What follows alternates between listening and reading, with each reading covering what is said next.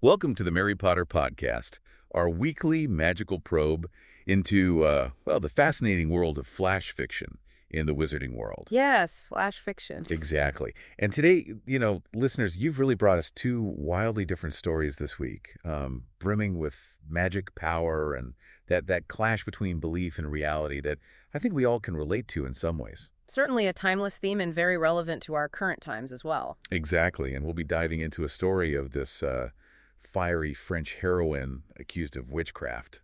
Sounds familiar. Right. There's a lot of those stories. There are. And then also a philosopher who tries to conjure this perfect society, but he finds it tested by the imperfect world. The ideal versus the real. A classic struggle. It really is. Yeah. So get ready for some surprising insights and maybe a touch of the unexpected as we explore these fantastical narratives that you've shared. I'm always intrigued by how these flash fiction stories take historical figures or philosophical concepts and kind of reimagine them within this magical framework. And these two in particular, they offer such a stark contrast in the way magic manifests and the challenges it creates. Absolutely. So let's unpack this a little bit, starting with our first flash fiction story, Joan of Arc, the Fire Witch. Okay. The core of this one is that Joan of Arc isn't just divinely inspired. She actually possesses pyromancy. Fire magic. Fire magic, right. She believes it's a gift from God, which fuels her leadership of the French against the English. Of course. But things get a little messy when the church brands her a witch and she has to fight to clear her name. That's never good. Never a good situation to be in. Not at all. The logline really sets the stage for us.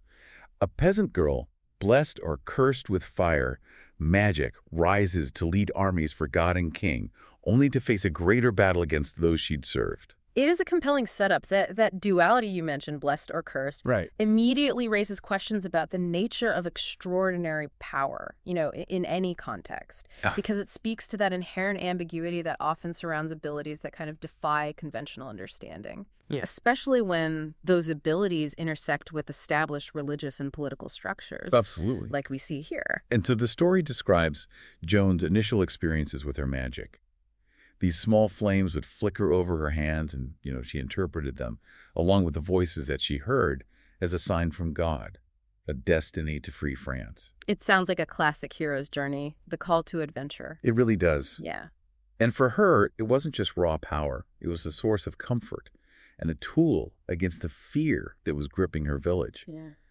Thinking about, why this story might have been chosen, what stands out to you about this initial connection that Joan has with her abilities? I think it's really fascinating the way personal conviction intertwines with perceived divine mandate in this story.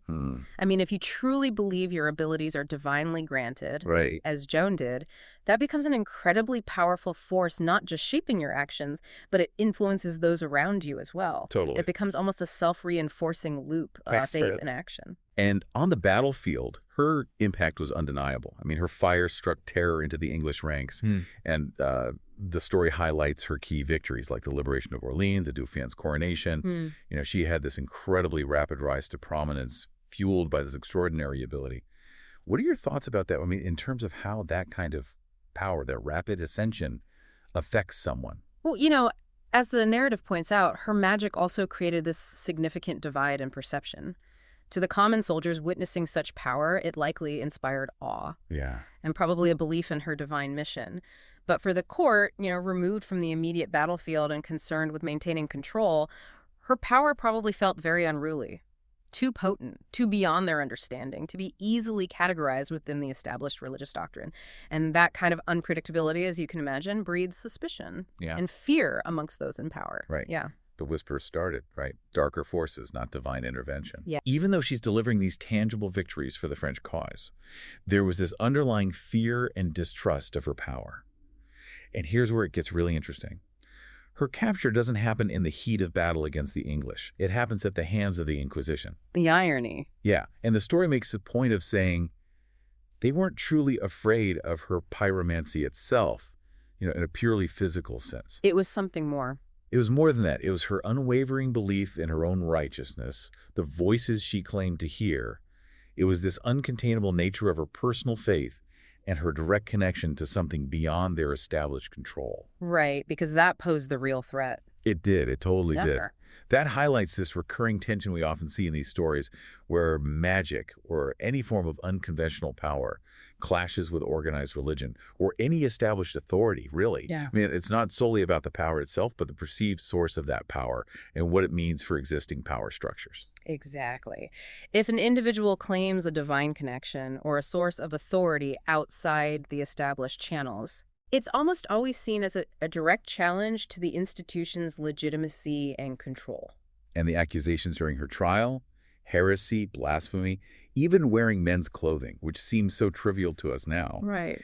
they were all framed as attempts to understand and ultimately control this power they couldn't fathom or accept within their existing framework. I see. It wasn't just about adhering to religious doctrine, it was about maintaining their social and religious order in the face of something that fundamentally defined their worldview. Makes sense. Yeah, and the tragic irony, as the story points out, is that her gift of fire, the very thing that she believed was a divine blessing empowering her mission, ultimately becomes the instrument of her execution. Wow.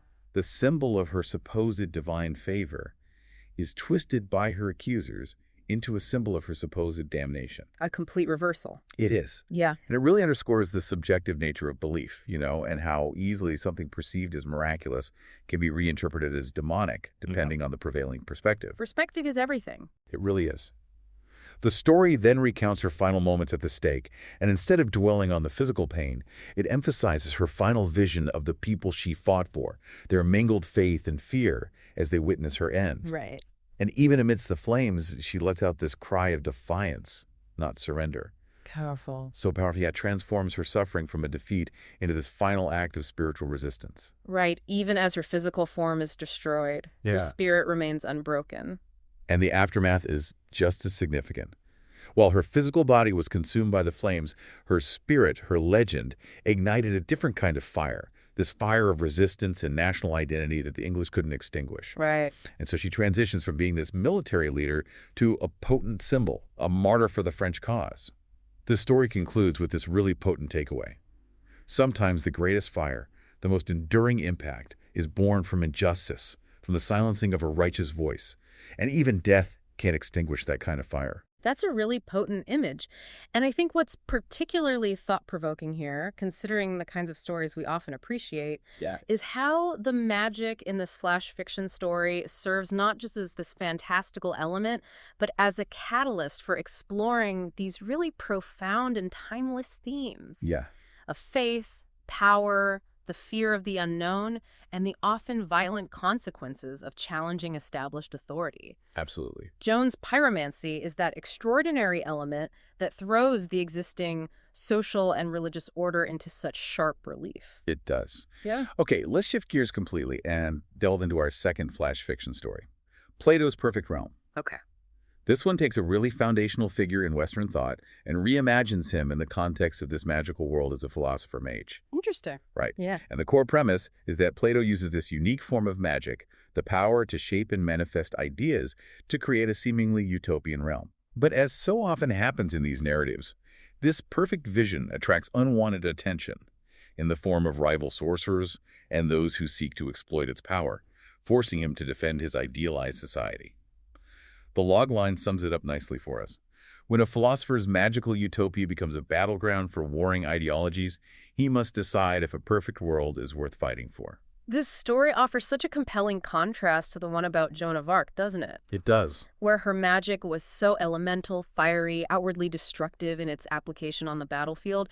Plato's magic is much more conceptual, focused on the fabric of societal structures. Right. The power of abstract thought made manifest. And instead of confronting this existing established authority like Joan did, he's actually attempting to build something entirely new. A perfect alternative to the flawed society. Exactly. Yeah. What aspects of this premise, considering your interest in philosophical concepts, kind of sparked your interest? Well, I think it's just so fascinating to see how the story reimagines Plato not as a traditional warrior wielding spells and incantations, but as this profound thinker whose magic lies in his ability to shape the very ideas and principles that underpin a society. Right. His perfect realm is envisioned as this shimmering, almost ethereal bubble. Yeah. Existing in isolation from the mundane world, built upon pure concepts like perfect justice, absolute equality, and ruled entirely by logic. And initially, it seems like it's successful in its own isolated way. It's a little bubble. Yes, exactly. It's like a physical instantiation of his philosophical ideals, like the Republic, perhaps. Yeah. But, as we often see with these utopian narratives, the challenge lies in its isolation. Right. And its vulnerability to the forces of the external imperfect world. Totally. A self-contained system, no matter how perfect in theory, is always subject to external pressures. That is exactly what happens in the flash fiction story. Right. Word of this extraordinary realm, this island of philosophical perfection. Gets out. It gets out, attracting all sorts of attention. You have curious philosophers who are eager to witness it, awestruck peasants who are drawn by the promise of a better life, but also calculating kings and ambitious warlords who see it as a weapon, a way to harness that idea-shaping magic for their own ambitions. So they don't see the philosophical achievement, they see a way to exploit it. They see the power. Yeah. And Plato himself, as the story emphasizes, is no warrior. He's a philosopher. Yeah. A man who relies on the power of words, of logic, and deeply held ideals, not physical prowess or combat magic. And this sets up this really interesting dynamic when the first attack comes, and it comes not from another philosopher, but from this ruthless warlord sorcerer who views Plato's perfect ideals not as liberation, but as constraints on human nature. Oh, how interesting. And his magic is described in stark contrast to Plato's.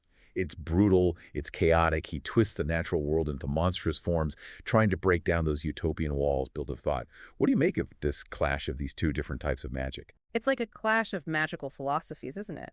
You have Plato's ordered conceptual magic focused on creation and the shaping of abstract principles versus this raw, destructive force wielded by the warlord rooted in the manipulation of the natural world. It reflects fundamentally different worldviews and approaches to power. And Plato's defense is fascinating.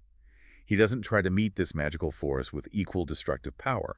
Instead, he weaves shields of unwavering justice and equality, drawing strength from the very ideals that his realm is founded on. So he's fighting fire with fire, but a different kind of fire. A different kind of fire. And what's even more surprising is the resistance mounted by the realm's inhabitants.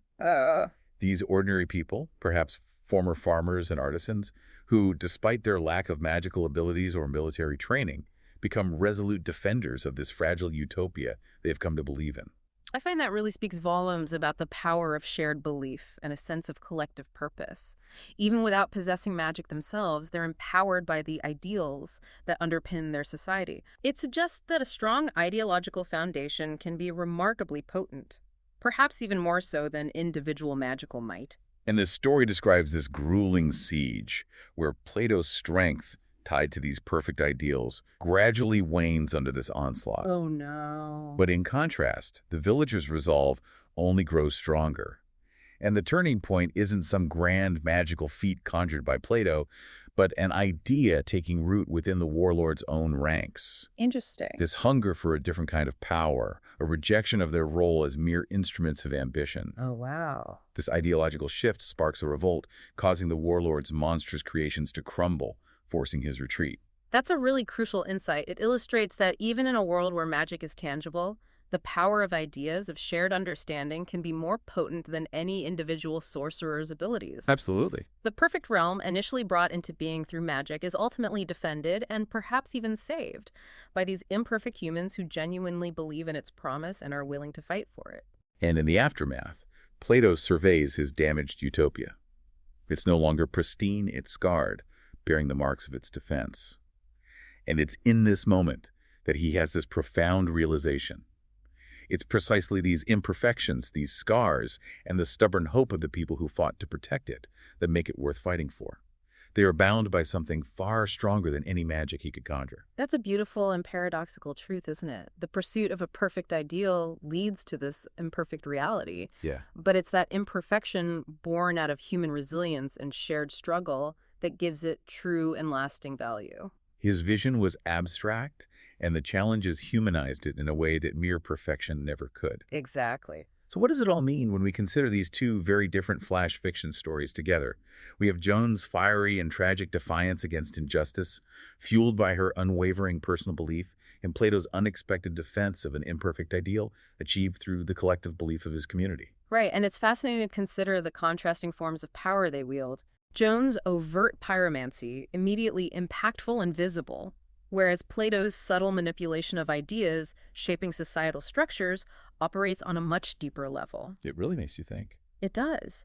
Which form of power is more compelling? Yeah. That's a great question to ponder as you continue to reflect on these stories. Indeed. In a world bombarded with information and differing viewpoints, how do we discern true righteousness from what might be perceived as heresy? And is the pursuit of a perfect ideal, however noble, ultimately worth the inevitable battles against the complexities and imperfections of reality? Such important questions. They are. And these flash fiction stories you've shared, listeners, offer fertile ground for considering those questions. We encourage you to delve deeper into Joan of Arc, the historical context, and the philosophical underpinnings of Plato's Republic. You might find even more layers of meaning. Thank you for joining us for this magical probe into the wizarding world of flash fiction. Rate and follow the Mary Potter podcast for more captivating stories.